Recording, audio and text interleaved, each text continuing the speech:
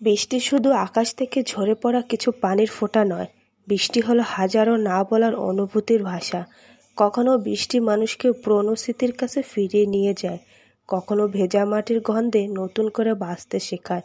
জীবনের মতো বৃষ্টিও অদ্ভুত, কখনো ঝড় হয়ে আসে, কখনো শান্তির ছোঁয়া হয়ে জানালার পাশে বসে থাকে। অনেকেই বৃষ্টিকে ভালোবাসে, কারণ বৃষ্টির শব্দে লুকিয়ে থাকে মনের অগণিত গল্প, না বলার কষ্ট আর হারিয়ে যাওয়ার মানুষের স্মৃতি।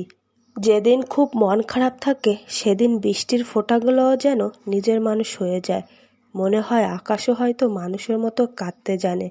বৃষ্টি কাউকে ভালোবাসার কথা মনে করিয়ে দেয়, কাউকে শেখায় অপেক্ষার মানে, আবার কাউকে বুঝিয়ে দেয় সব ঝড় একদিন থেমে যায়।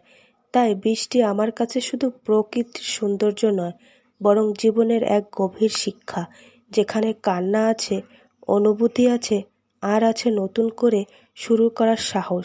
বৃষ্টির প্রতিটি ফোঁটার বলে যায়, জীবনে যতই কষ্ট আসুক না কেন, একদিন সব ধুয়ে মুছে নতুন আকাশ দেখা দেবে।